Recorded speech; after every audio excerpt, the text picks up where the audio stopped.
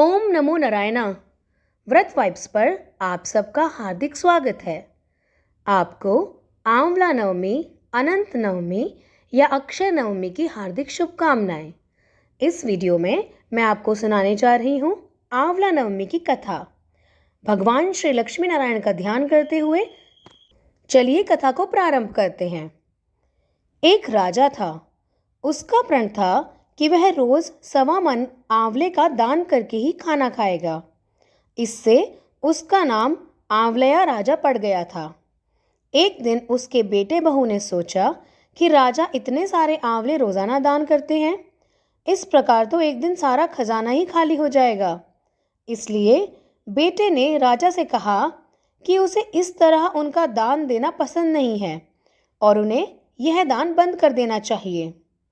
बेटे की बात सुनकर राजा को बहुत ही दुख हुआ और राजा रानी महल छोड़कर बियावान जंगल में जाकर बैठ गए। राजा रानी आंवला दान नहीं कर पाए और प्रण के कारण कुछ खा भी नहीं पाए। जब भूखे प्यासे 7 दिन हो गए, तब भगवान ने सोचा कि यदि मैंने इसका प्रण नहीं रखा और इसका सत नहीं रखा तो इसका विश्वास मुझ पर से उठ जाएगा। इसलिए भगवान ने जंगल में ही महल, राज्य और बाग बगीचे सब बना दिए और वहाँ ढेरों आंवले के पेड़ भी लगा दिए। सुबह जब राजा रानी उठे तो उन्होंने देखा कि जंगल में उनके राज्य से भी 2 गुना राज्य बसा हुआ है। तब राजा रानी से कहने लगे, रानी देख, कहते हैं सत मत छोड़े, सूरमा सत छोड़या पत जाए, सत की छोड़ी लक्ष्मी फेर मिलेगी आए। आओ नहा धोकर आंवले दान करें और उसके बाद भोजन करें। राजा रानी ने आंवले दान करके खाना खाया और वे खुशी खुशी उस जंगल में रहने लगे।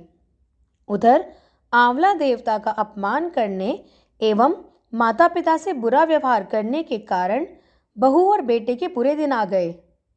राज्य दुश्मनों ने छीन लिया और वे दाने दाने को मोहताज हो गए और फिर काम ढूंढते हुए अपने पिताजी के राज्य में ही आ पहुंचे। उन दोनों के हालात इतने बिगड़े हुए थे कि पिताजी ने उन्हें बिना पहचाने ही काम पर रख लिया।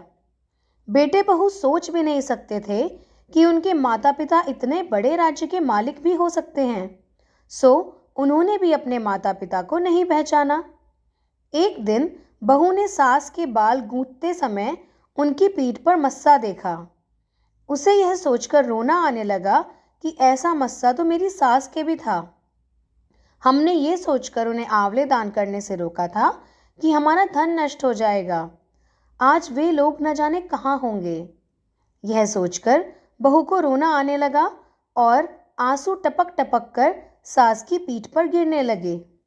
रानी ने तुरंत पलटकर देखा और पूछा कि तुम क्यों रो रही हो। उसने बताया कि आपकी पीठ पर जैसा मस्सा है, मेरी सास की पीठ पर भी ऐसा ही था। हमने उन्हें आंवले दान करने से मना कर दिया था और इसीलिए वे घर छोड़कर चले गए थे। तब रानी ने उसे पहचाना, सारा हाल पूछा और अपना हाल भी बताया। अपने बेटे और बहू को समझाया कि दान करने से धन कम नहीं होता, बल्कि वह तो कई गुना बढ़ जाता है। बेटे बहू भी अब सुख से राजा रानी के साथ ही रहने लगे। हे भगवान, जैसे राजा रानी का सत रखा वैसे ही सबका सत रखना, कहते सुनते सारे परिवार को सुखी रखना। यह थी आंवला नवमी की कथा, जिससे हमें यह पता चलता है कि दान का क्या महत्व होता है और इस दिन किया गया दान अक्षय होता है, यानी कभी समाप्त नहीं होता। इसलिए मैं भी आप सबसे ये कहना चाहूँगी कि अपनी क्षमता के अनुसार जो भी आपसे बने वो आप इस दिन दान अवश्य करें, जिससे भगवान श्री लक्ष्मी नारायण की कृपा सदैव आपके और आपके परिवार के ऊपर बनी रहे। इसी कामना के साथ चलिए हम सब भी कहते हैं श्री लक्ष्मी नारायण भगवान की जय। जय जय श्री राधे।